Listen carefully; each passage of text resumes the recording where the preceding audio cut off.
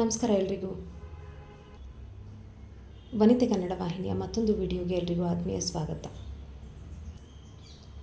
ಈ ದಿನ ವನಿತೆ ಮಹಿಳಾ ವಾಣಿಜ್ಯೋದ್ಯಮದ 4ನೇ ವರ್ಷದ ಸಂಭ್ರಮ ಹೇಗಿತ್ತು ಅನ್ನೋದನ್ನು ನಿಮ್ಮ ಜೊತೆ ಹಂಚ್ಕೊಳ್ತಿದ್ದೀನಿ. ಮೊದಲನೇದಾಗಿ ನನ್ನ ಕುಟುಂಬ ವರ್ಗ, ಬಂಧು ಮಿತ್ರರು, ಗ್ರಾಹಕರು ಹಾಗೂ ಎಲ್ಲ ವೀಕ್ಷಕ ವೃಂದಕ್ಕೆ ನನ್ನ ಹೃತ್ಪೂರ್ವಕ ನಮನಗಳು.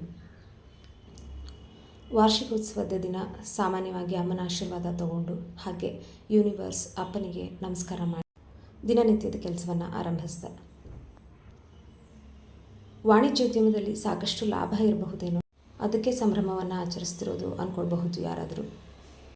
ಆದರೆ ಕೆಲವು ವಿಚಾರಗಳಲ್ಲಿ ಎಷ್ಟು ಹಣ ಸಂಪಾದಿಸಿದ್ದೀವಿ ಅನ್ನೋದಕ್ಕಿಂತ ಎಷ್ಟು ಮನಸ್ಸುಗಳಲ್ಲಿ ಸ್ಥಾನ ಗಳಿಸಿದ್ದೀವಿ ಅನ್ನೋದು ಮುಖ್ಯ ಆಗುತ್ತೆ.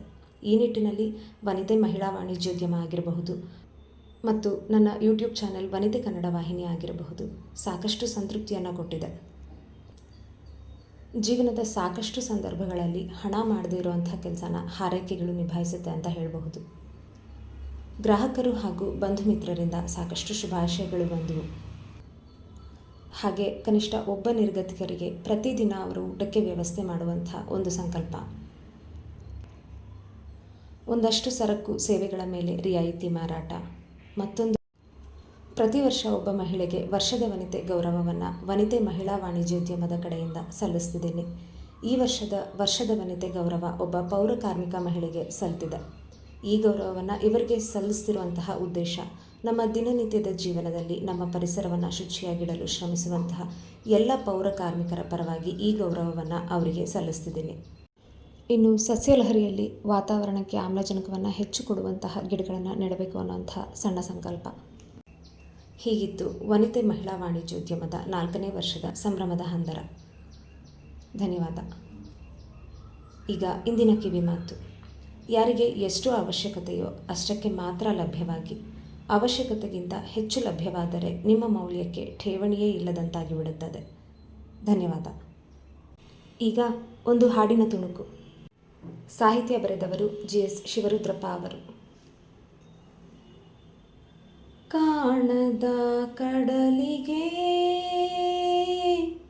ಹಂಬಲಿಸಿದೆ ಮನ,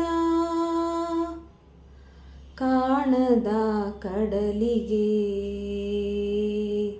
ಹಂಬಲಿಸಿದೆ ಮನ, ಕಾಣಬಲ್ಲೆನೆ ಒಂದು ದಿನ ಕಡಲನು, ಕೂಡಬಲ್ಲೆನೆ ಒಂದು ದಿನ, ಕಾಣದ ಕಡಲಿಗೆ ಹಂಬಲಿಸಿದೆ ಮನ, ಕಾಣದ ಕಡಲಿನ ಮೊರೆತದ ಜೋಗುಳ ಒಳಗಿವಿಗಿಂದು ಕೇಳುತ್ತಿದೆ. ನನ್ನ ಕಲ್ಪನೆಯು ತನ್ನ ಕಡಲನೆ ಚಿತ್ರಿಸಿ ಚಿಂತಿಸಿ ಸುಯ್ಯುತ್ತಿದೆ.